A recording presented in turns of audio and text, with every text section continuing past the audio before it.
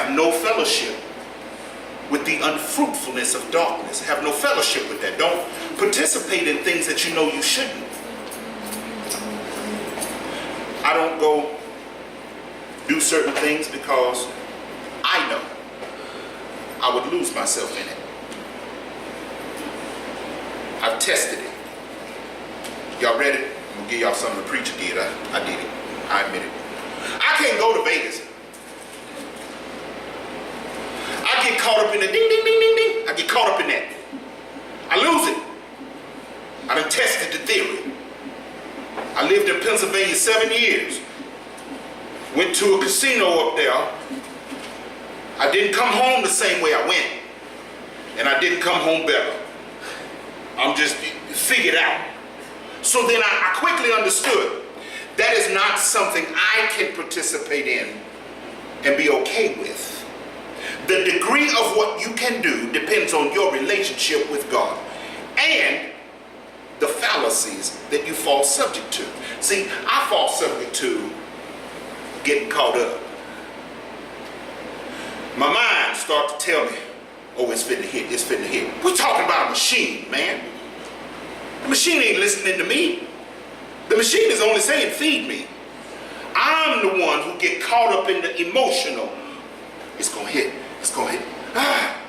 How many times do you go through the same thing in your life, thinking that it's gonna turn for your turn? If God ain't in it, it ain't turning. Come on now.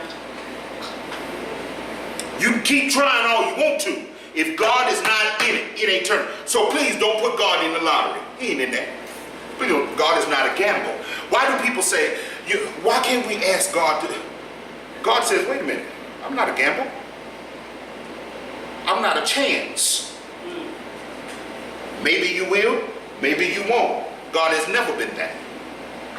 God is the most secure thing you can find. He's closer than your friends. He's closer than your mama and your daddy. God's love doesn't turn off. It stays continuous. Yes. God's love goes beyond what we stop it. You see, I stopped because you did something that offended me. So I stopped. My human part stopped. God's love says, no, hold her, hold him, love him, cherish him. So then I understood. I said, okay, God, I can't go there. Absolutely, you sure can. Because when your kids looking at you and they about to lose the apartment, whose fault is that? Right? Why would I call on God when I put myself? Wherefore come out from among, I knew I had to come out from among that. I had to stop that. But then Galatians 5:1 says, stand fast, therefore, in the liberty wherewith Christ,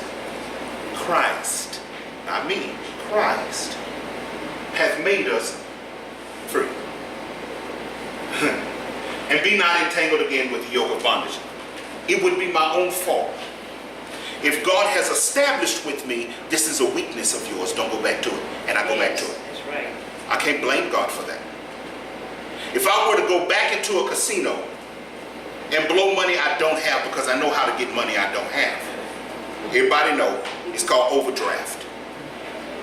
Yeah, all you grown folk know about overdraft. Amen. All you grown folk know about writing hot checks. All you grown folk know about maxing out credit card. You know how to get money that ain't yours. And then when it's all said and done and you walk away and you turn around and you look at this mountain of debt has now consumed you. The funny part is this. God says you are not taken by strange things. It's stuff you're already familiar with. Yes. I know I can't go to the casino. I know that. So then if I do, God says you didn't get entangled because you were uninformed, son. I told you before you went. I told you a long time ago when you decided. I even showed you. You lost $300 and $400 in one shot. What was you expecting to happen? You to go and you hit big? That is not the way I secured my people to sustain and stay on top. See, that's one of those quick blessings. Folk want to call it a blessing. Okay, it's a quick hit. Okay, so I go bing, bing, ding, ding, ding, ding, $5,000. How long will that last? Some folk can relate. Other folk may not be able to. I can tell you, not long. You'll be happy for a whole second. Then you're back in the same place because you haven't, listen, I preached this a while, you haven't gotten your deliverance. You just got a little help.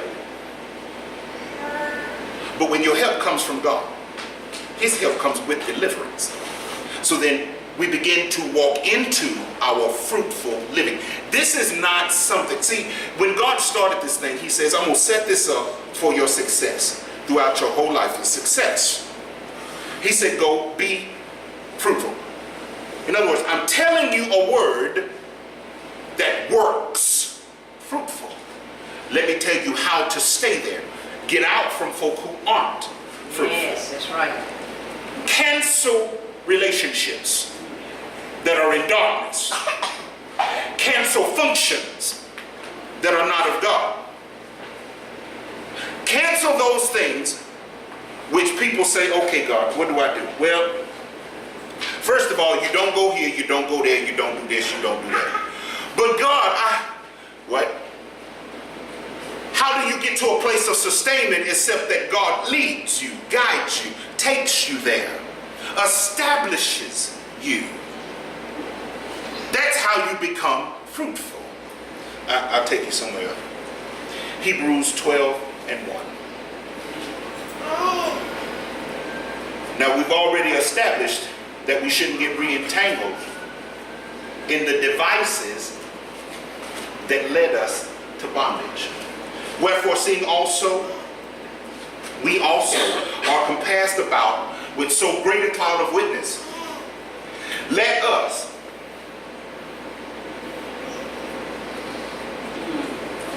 lay aside, excuse me, that's work you got to do, every weight, every heavy thing. Listen, if anybody in here, everybody in here has done it at some point in their life, lifted some kind of weight. It can be a 1.5 ounce pot or a 55-pound dumbbell. 100 pounds, whatever, doesn't matter the weight. The Bible said, lay aside every weight. No matter what degree of weight it is, no matter how heavy or how light. See, sometimes we leave the light things in our lives because we believe it doesn't hurt us. But he said, lay aside every weight and the sin which doth so easily beset you. It says us, but I'm making it personal. It besets me. It besets you. And let us run with patience the race that is set before us. So everybody has been assigned a degree of the race. The race is not given to the swift nor to the strong, but he that endureth to the end. There's a reason why it says that. Because some folk gonna hit the track running really, really, really fast, and you're gonna tire out. Yes. Some folk gonna hit the track running really, really slow, and you're gonna miss it when the celebration goes off at the end of the line. But he that endureth, why does it say that he that set the race before? Because God says, all right, nobody is the same. Everybody is different. I've designed a race for you. I know what you can handle. I know what you can't. If you walk uprightly before me, if you stay with me, walk the way I want you to, I don't care where your life at right now, it can be better. Yes. Amen. No matter what you've achieved, no matter what you've done, it can be better. Because God is the only one who has the level of where you're going to stop. Only God has that. And I promise you, you ain't nowhere close to it. Because once you get there, you're done. You finished your race. You're good. So you ain't nowhere close. You need to set your hopes, your focus. Set your mind, set your heart on things above, not things of the earth. In order to be fruitful, you got to have kingdom thinking. Kingdom thinking takes you to that next level. It doesn't allow you to sit around and think like the folk who are left here, because they can't go past here. Their thinking can't elevate past where they are. But kingdom thinking takes you out of this realm, takes you into a different atmosphere. When he says, lay aside every weight that so easily beset us. I think of all the times that, the little things we've done that we thought nobody saw. Nobody probably did, but God did. That's why he said every weight.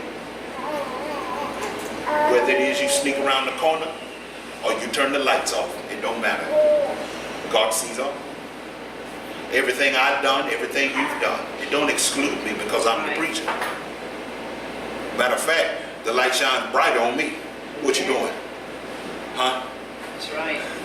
Y'all act like y'all ain't been there. Come on now. So, your mom and your dad said, what you doing? You, huh? You heard me. What you doing? Huh? Y'all know the response. I'll leave y'all alone. 1 Corinthians 10:13-14 says, there hath no temptation taken you but such as is common to man. I see that and I say, ain't no surprises. Ain't no surprises. You can't turn up to God and say, I didn't know.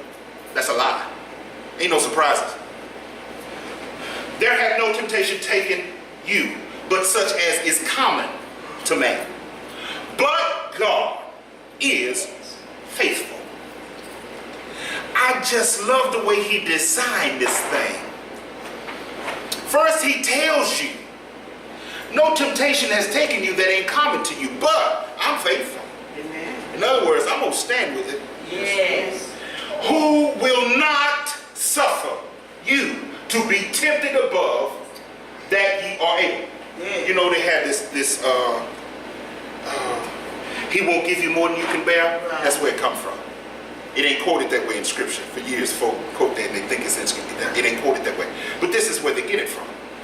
He won't allow you to be tempted above what you're able to handle. So then who else would know my threshold except the God who created me? Yes. So whatever I'm in the middle of, and it feels like it's over and above my head, I need to turn to my God. You better know it. He has the design that lets me understand I'm still breathing, I'm still living. I'm able to do exceedingly abundantly above all. I'm able. Why? Because the Christ is in me. Greater is he that is in me than he that is in the world. So as long as God is in me, I'm able to achieve great things. Is there anything too hard for God? Notice, I am not the source of my strength, but God is. He created me, yes. But as long as let me go ahead and get you the rest of this. But will, that is talking about God, with the temptation also make a way of escape, that ye may be able to bear it. Yes. You ain't getting away from it, No. but he'll allow you to be able to work through it. Yes. To exercise your relationship. Sometimes things come in our lives that may halt the production of our fruit. And the only reason why it does that is because it leaves open the opportunity for reconnection to God, recommunication to God. God is looking for you to fall down on your holy knees and give him some time. Give him some conversation to reestablish and re-up the soil that your fruit is growing in so that it may come forth even more full. It's time out for the people of God, Christians, believers, whoever you want to consider yourself to be. Stop producing this baby fruit. I don't understand that. When a peach tree is brand new, the first yielding of its fruit is about that big. The peaches might be sweet, they might taste great, but they're tiny. Yes. Because that's all the nutrients that little tree can pull and muster up. But as that tree matures, the fruit get bigger. Some of y'all producing some baby fruit. Y'all need to come on. What you doing? The fruit you producing is so small, so tiny, can't nobody see it. Can't nobody get full off of it. What you doing? What you need to do is recultivate your soil.